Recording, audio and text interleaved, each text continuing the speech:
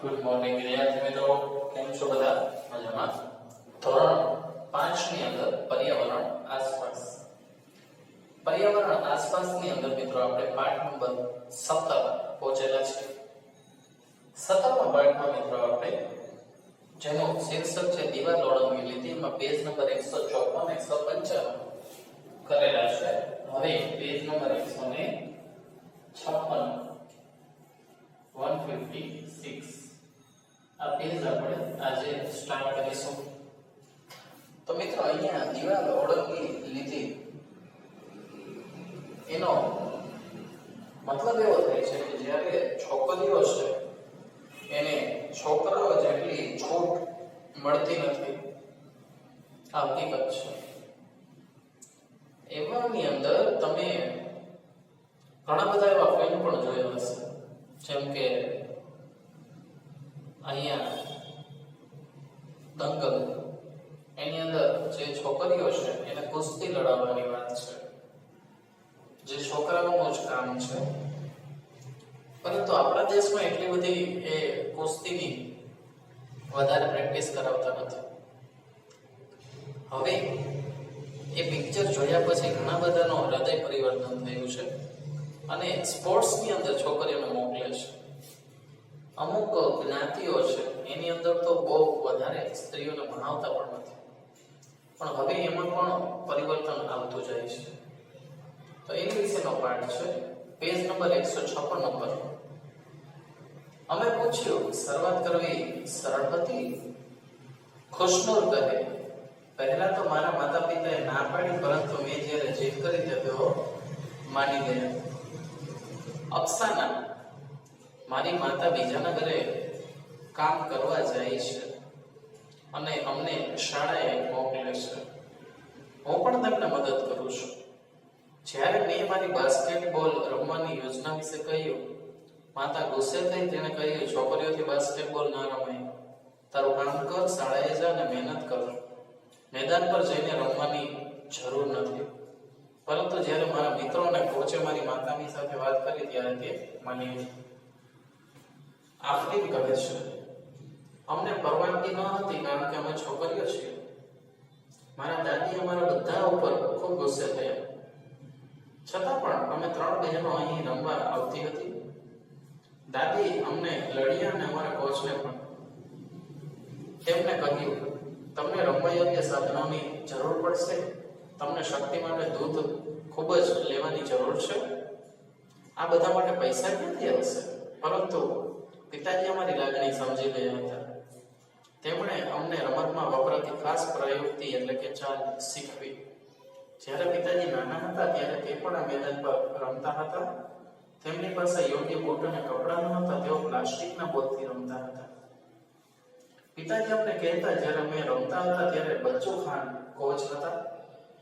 તેમણે મારા પિતાને પહેલી વાર રમતા જોયા હતા. તેમને લાગ્યું કે આ છોકરો સારું રમે છે અને તેને યોગ્ય કેળવણી આપવી જોઈએ. તેમણે મારા પિતાને યોગ્ય બૂટ અને કપડાં આપ્યા. મારા પિતાજી સારા ખેલાડી બની શક્યા હોત, પરંતુ તેમની ઘર પ્રત્યેની જવાબદારીઓને કારણે તેમણે રમત છોડી દેવી પડી અને નોકરી કરવી પડી.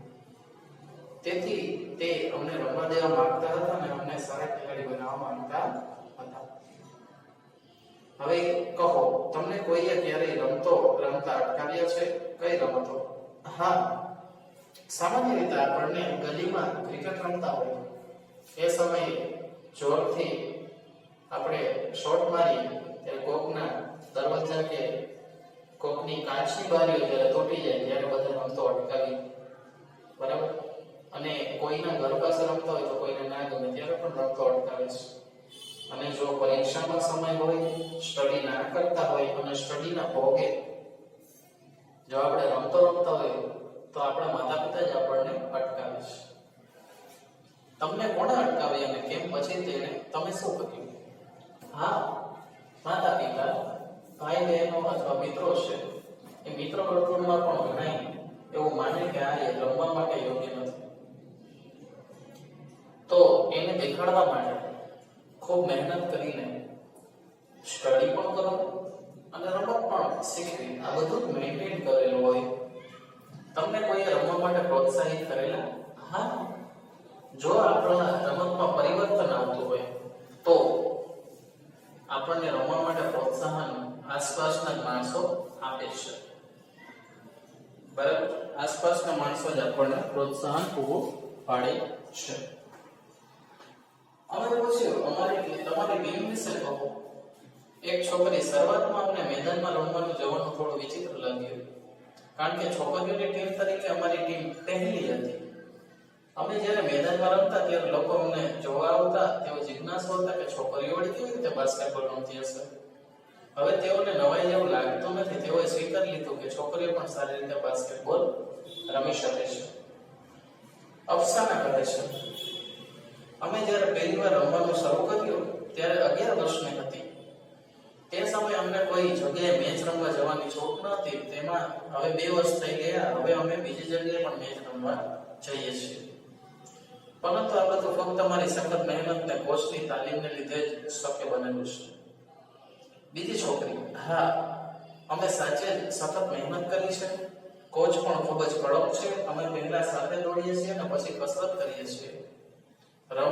રમત સારી રીતે કેમ રમાય તે કોચ અમને શીખવે છે.